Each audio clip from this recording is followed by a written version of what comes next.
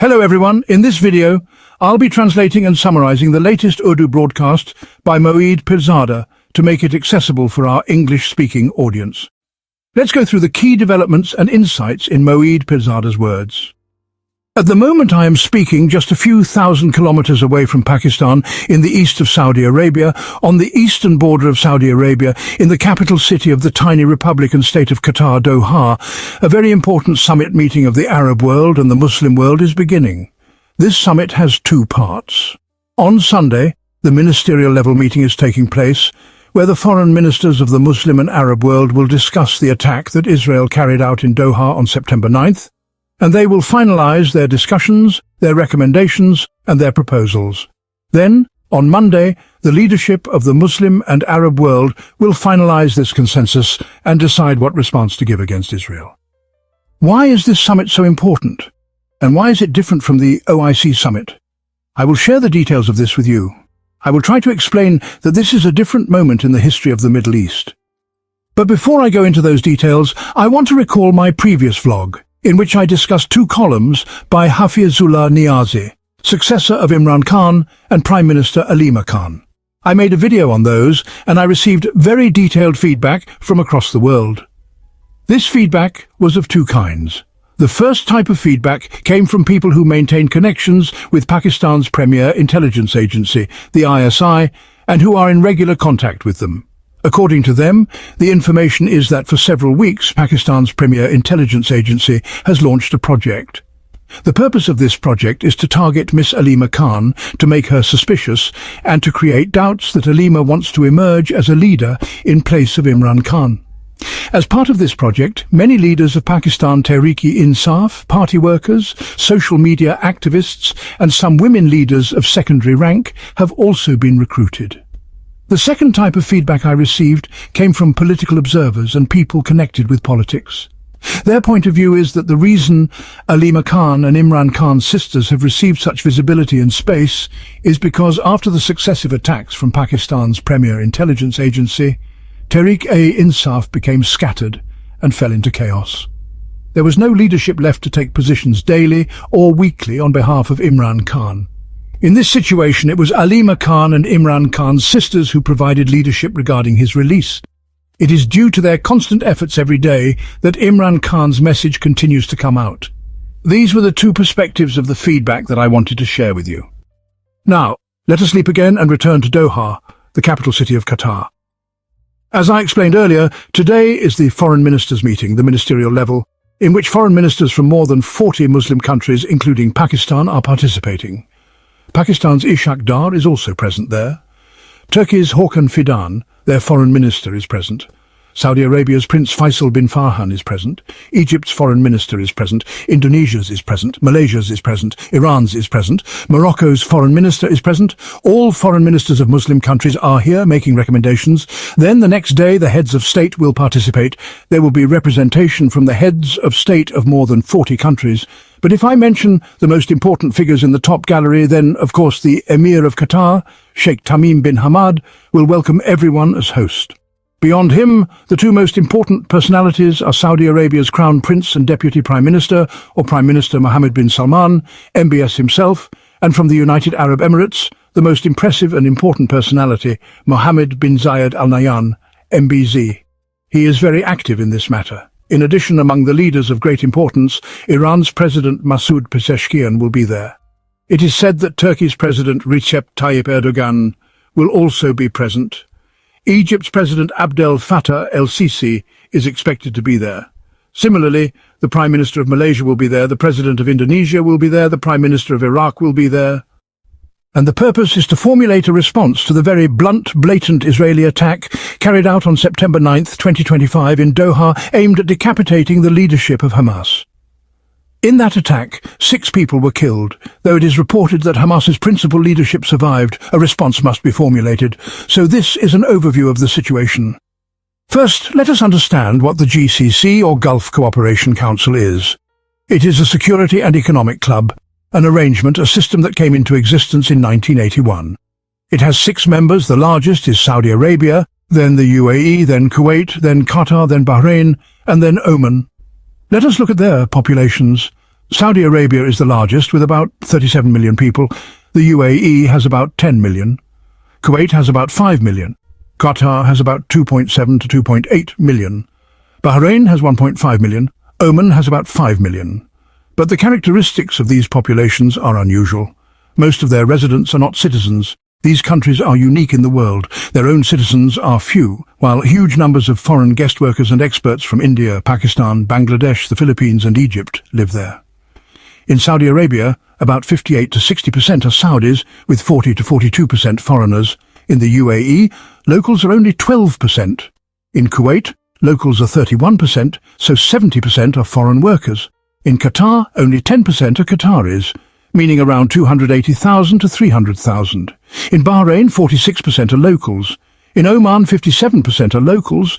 Now their GDP, the combined GDP of the 6 GCC states in 2025 is about $6 trillion because they are energy-rich republics.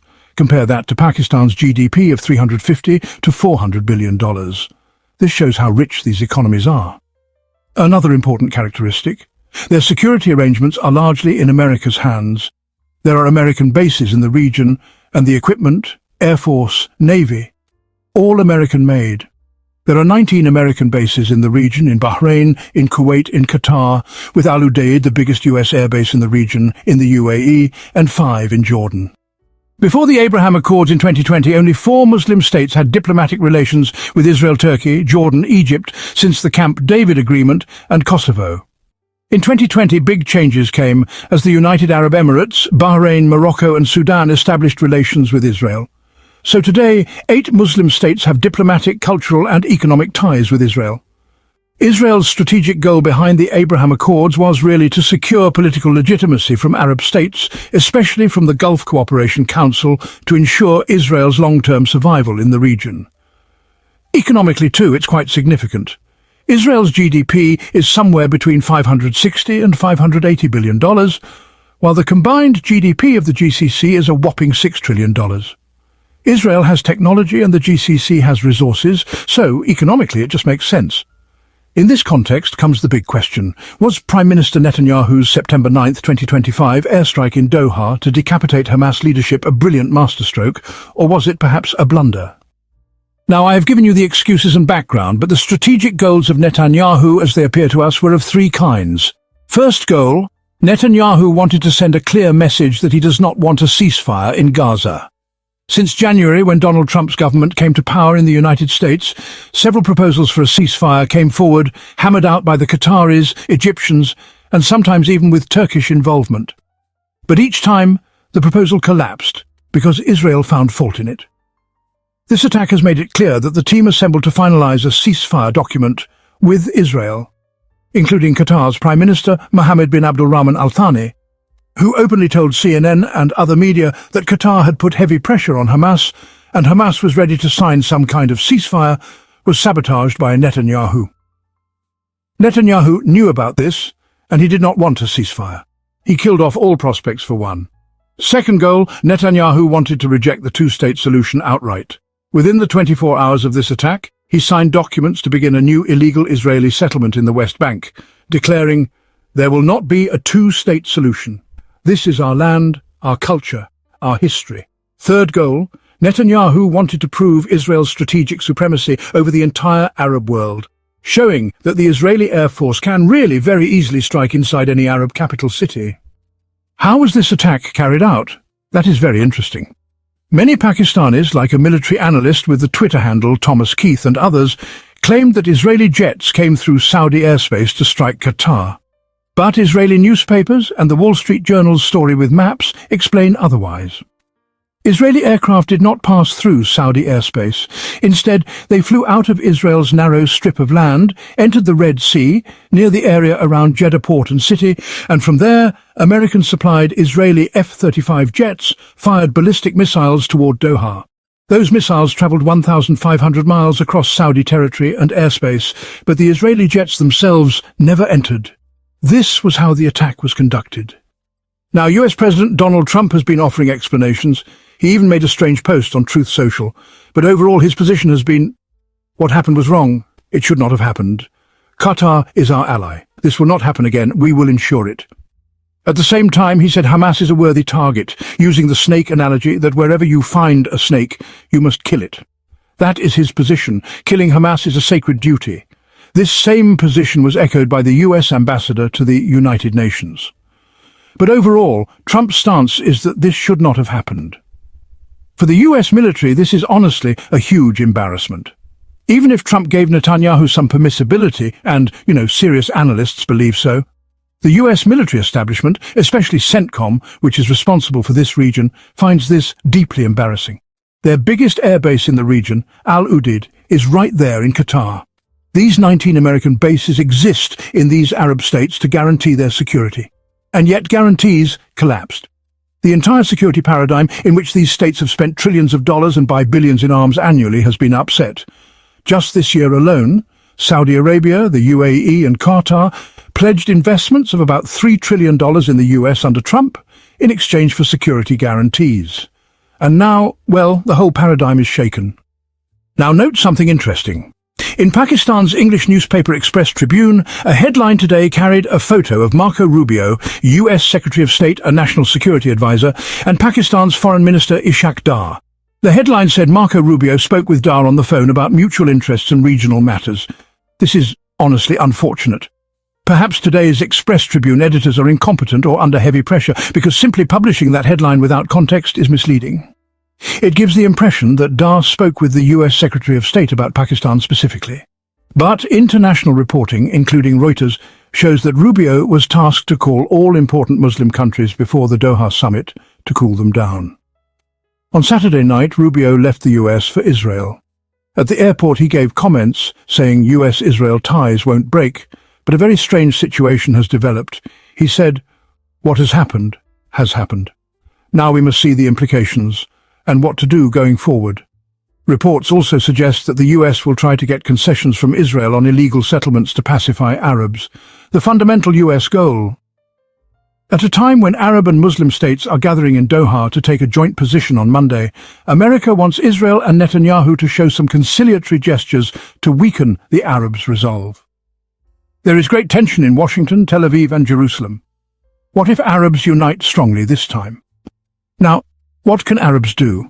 Well, they can do a lot if they unite even on one point. Of course, they are usually divided, but the potential is there. Their response does not have to be military. There's really no scope or need for that. Their actions will be diplomatic, economic, trade-related, posturing and through media. With their $6 trillion economies, they can create major crises for Israel and America. For instance, if they distinguish between Israel and Netanyahu personally, they could pass a resolution on Monday saying, "What Israel's Prime Minister has done is a blatant violation. He is a rogue, a terrorist, already declared such by the International Criminal Court. Our fight is not with Israel as a state, but with its present leadership destabilizing the region. We believe in a two-state solution. Many of us recognized Israel under the Abraham Accords, but as long as Netanyahu remains in power, we suspend all diplomatic, economic, trade and cultural exchanges. Already, some UAE events with Israeli participants have been cancelled. They could freeze the Abraham Accords completely. This would mean not just words, but actions. Countries with diplomatic ties, Egypt, Jordan, UAE, Morocco, Sudan, Kosovo, Bahrain, could freeze relations. Turkey, which pretends to have suspended trade, still allows Azerbaijani oil to transit to Israel. That too should stop. Such steps would be devastating for Netanyahu, who is already deeply unpopular in the United States, Canada and the West, and faces genocide accusations at the International Court of Justice. In fact, earlier this month, September 2025, the International Association of Genocide Scholars, with 500 academic members worldwide, declared that what Israel is doing in Gaza constitutes genocide under Article 2 of the 1948 United Nations Genocide Convention. If Arabs take this position on Monday, it would create a massive crisis for Netanyahu and for Trump alongside him, one not easy to escape. That is why Marco Rubio and others are frantically calling everyone to cool things down. But will it work? Each Arab state has its own interests: Egypt, Jordan, Saudi Arabia, the UAE, Qatar. Right now, Qatar and UAE seem serious. The next 24 to 36 hours will be crucial. Now, let me quickly take you to London. On Saturday, there was a massive demonstration led by Tommy Robinson, a far-right extremist against Muslims and immigrants. He gathered between 100,000 and 110,000 protesters. They crossed Westminster Bridge, reached 10 Downing Street, claiming it was for free speech. But their free speech was against immigrants, against Islam, against Muslims. Scenes showed flags of many Muslim countries being burned, torn, danced upon. Many hateful things were said, that Islam is a great threat to Britain and Europe. Crusades imagery was shown, saying Europe needs a new crusade against Muslims and Islam. In reality, it is not just against Muslims. It is against all immigrants. But Muslims are the main target. Speakers came from across Europe and North America. Elon Musk addressed the rally virtually. Jordan Peterson, the Canadian psychologist and global public figure, was also there. For Muslims in Europe and Britain, this is a huge challenge. I have been pointing to this for weeks and months. I will continue to highlight it. But I mention it now to link it with what is happening in Pakistan. In Pakistan, engineer Muhammad Ali Mirza was arrested at the end of August. He is controversial, no doubt. But first he was arrested under the maintenance of public order, allegedly to prevent disorder due to his disputes. Then a few days ago, an anti-terrorism court in Rawalpindi gave a 7-day physical remand. He was arrested from Jhelum or kept there. One charge is blasphemy, that he insulted the Prophet of Islam, God forbid. This is unbelievable. Anyone can ask themselves, honestly, could Muhammad Ali Mirza, controversial as he is, commit blasphemy against the Prophet? No Muslim would do that. These blasphemy cases are always driven by personal hatred with no substantive basis. Now, link this with Tommy Robinson's anti-Muslim campaign in Britain. Such mindsets in Muslim countries also create ammunition for racists in the West. When some immigrants loudly claim, "We will impose Sharia here. Women won't wear skirts or shorts anymore," they hand over propaganda to racists. This must stop. In the coming weeks, I will explain further how Muslims in Europe and America, especially Europe and Britain, need new kinds of leadership to face these challenges. That wraps up our translation of Moeed Pirzada's video. I hope this English version helped you understand his message better. Please like, share and subscribe to Awami Lens to help our community grow. Don't forget to leave a comment below and let me know what you thought of this effort.